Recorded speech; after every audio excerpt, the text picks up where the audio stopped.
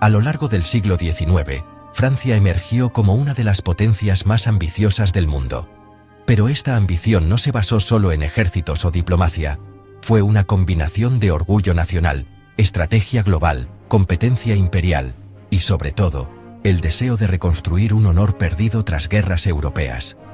Así, comenzó una expansión que convertiría a Francia en una de las mayores potencias coloniales de África. El punto de partida se encuentra en 1830. Mientras Europa vivía tensiones internas, Francia decidió lanzar una expedición militar contra la regencia de Argel, oficialmente, para poner fin a la piratería en el Mediterráneo. Pero la conquista de Argelia acabó siendo mucho más que eso. Se transformó en una colonización masiva, donde Francia instaló colonos, administradores y un aparato militar permanente. Argelia no era simplemente una colonia, para Francia, se convirtió en parte del territorio nacional. El éxito en Argelia inspiró una pregunta dentro del poder francés: si era posible dominar la costa norte, ¿por qué no avanzar hacia el interior del continente? Pero Francia no actuó sola. En esa época, Europa entera vivía la llamada carrera por África. Reino Unido, Alemania, Italia, Bélgica, todas las potencias querían tierras, recursos y prestigio. Francia no podía quedarse atrás.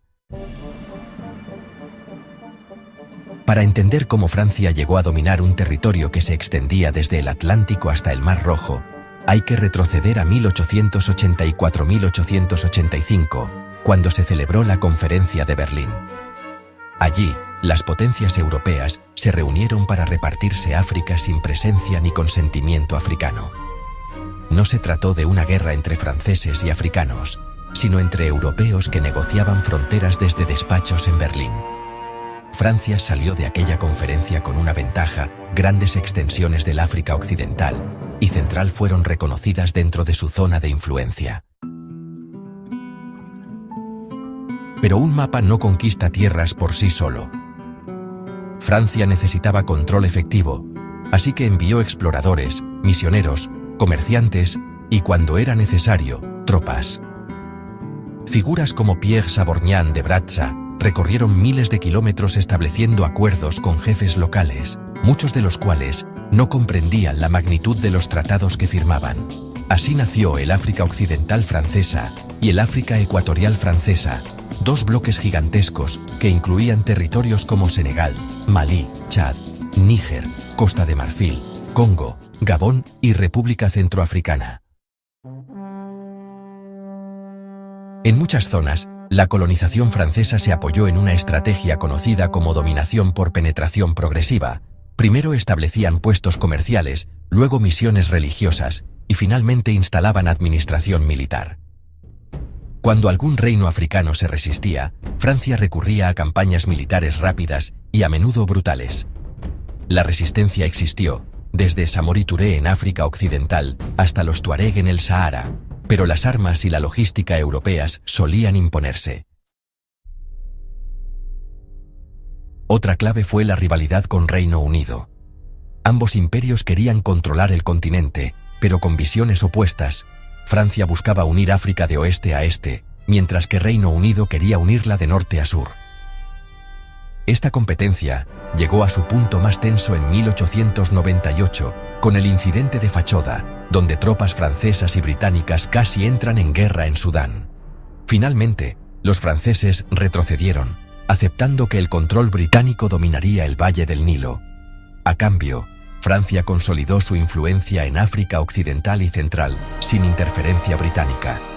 Fue una derrota diplomática, pero también una oportunidad estratégica. Francia se aseguró su corazón africano. A diferencia de otros imperios, Francia justificaba su expansión con la llamada misión civilizadora. Según esta idea, Francia tenía la responsabilidad moral de iluminar al mundo con su cultura, su lengua y sus instituciones. En la práctica, esta política imponía escuelas francesas, idioma francés y administración francesa sobre poblaciones con tradiciones completamente distintas. En algunas zonas se aplicó el sistema de asimilación, Convertirse en francés, al menos en teoría, permitía ciertos derechos. Pero en la realidad, pocos africanos obtenían ese estatus. En otras regiones, se usó el sistema de asociación, donde se gobernaba indirectamente sobre jefes locales controlados por Francia. La economía también jugó un papel clave. África ofrecía recursos como caucho, cacao, algodón, minerales, oro y mano de obra barata. Francia construyó ferrocarriles, puertos y carreteras, diseñadas no para conectar África consigo misma, sino para exportar materias primas hacia Europa. Cada colonia se convirtió en una pieza de un sistema mayor, el Imperio francés. Para 1914, justo antes de la Primera Guerra Mundial, Francia controlaba una enorme parte del continente desde Marruecos y Argelia, en el norte hasta Madagascar en el este, pasando por los bloques gigantes de la AOF y la AEF. Era un imperio que abarcaba millones de kilómetros cuadrados y millones de habitantes. Pero esta expansión tenía un coste oculto: tensiones internas, resistencias locales, desigualdad social y un sistema colonial que explotaba más de lo que integraba. La Primera Guerra Mundial intensificó aún más la relación entre Francia y África. Cientos de miles de africanos fueron reclutados para luchar en Europa, defendiendo a una nación que no era la suya. Su sacrificio sería uno de los factores que despertaría, décadas después, los movimientos de independencia. Sin embargo, en el siglo XIX y principios del XX, Francia parecía invencible. Lo que comenzó con la conquista de Argelia se transformó en un vasto imperio africano, construido mediante tratados, guerras, diplomacia, ambición y rivalidad entre potencias. Así fue como un país europeo logró dominar casi un tercio del continente africano, dejando una huella que aún hoy se siente en fronteras, lenguas, culturas y relaciones internacionales. Cuando Francia consolidó su vasto imperio africano a comienzos del siglo XX, creyó haber construido una estructura permanente, casi eterna.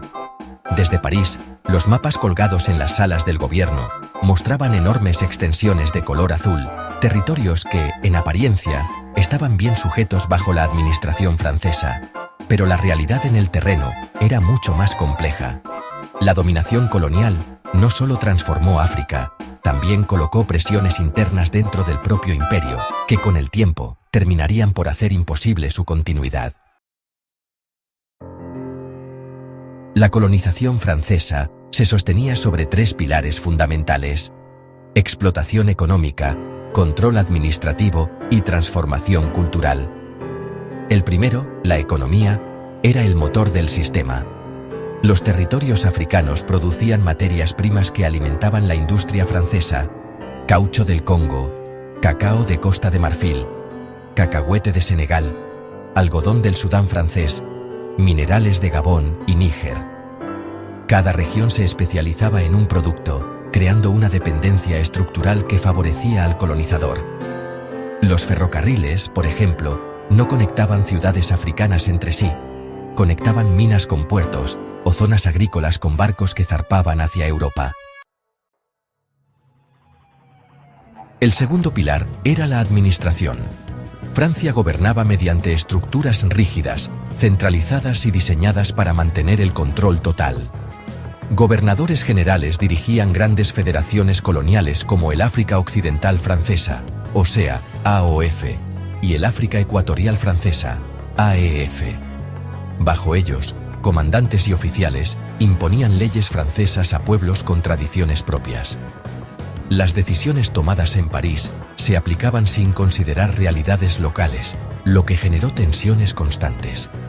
A pesar de esto, Francia reclutó élites africanas para servir en la administración, esperando que adoptaran valores franceses y actuaran como intermediarios. Pero esos mismos intermediarios serían, años más tarde, los líderes de los movimientos de independencia. El tercer pilar era el cultural. La famosa misión civilizadora pretendía convertir a los africanos en ciudadanos franceses, al menos en teoría. Se construyeron escuelas, se difundió el idioma francés y se promovieron valores europeos. Sin embargo, la ciudadanía plena era un privilegio extremadamente limitado, solo 4 comunas de Senegal poseían ese estatus. En la práctica, la asimilación nunca fue completa. La mayoría de los africanos siguieron siendo súbditos, no ciudadanos. Pero bueno, el gran giro ocurrió con las guerras mundiales. Durante la Primera y la Segunda Guerra Mundial, Francia reclutó a cientos de miles de soldados africanos para luchar en Europa y en otros frentes. Estos hombres, conocidos como los tirailleurs senegalais, demostraron su valentía en batallas decisivas. A su regreso, muchos comenzaron a cuestionar por qué habían arriesgado sus vidas por una nación que no les concedía igualdad. Y, así, las semillas de conciencia y resistencia empezaron a germinar. Tras la Segunda Guerra Mundial, el mundo entero cambió. Estados Unidos y la Unión Soviética presionaron contra el colonialismo. Francia, debilitada, ya no tenía fuerza para mantener su imperio mediante la represión. En Indochina, sufrió una derrota devastadora. En Argelia, la guerra de independencia se convirtió en un conflicto brutal, desgastando tanto al ejército como a la política francesa. Mientras tanto, en África subsahariana crecían partidos políticos, sindicatos y movimientos nacionalistas. La independencia llegó en cascada. Entre 1958 y 1962, prácticamente todas las colonias africanas francesas se independizaron. Senegal, Malí, Níger, Chad, Costa de Marfil, Gabón, Congo, República Centroafricana, una tras otra, proclamaron el fin del dominio francés. La caída del imperio fue tan rápida que sorprendió incluso a París. Lo que había tardado más de un siglo en construirse, comenzó a desmoronarse en apenas unos años. Pero la influencia francesa no desapareció por completo. Surgió la llamada Françafrique, una red política, económica y militar que mantuvo a Francia involucrada en sus excolonias mediante acuerdos, bases militares, empresas y apoyos a ciertos gobiernos africanos. Aunque oficialmente el imperio había terminado, las relaciones desiguales continuaron bajo otras formas, dejando un legado que todavía genera debate y tensiones. Así, el imperio francés en África no solo fue producto de conquista militar y ambición política, fue un sistema vasto que moldeó fronteras, identidades, lenguas y economías. Pero también fue un imperio destinado a caer, porque su propia lógica de poder sembró las fuerzas que acabarían por romperlo. África cambió a Francia, y Francia cambió a África, para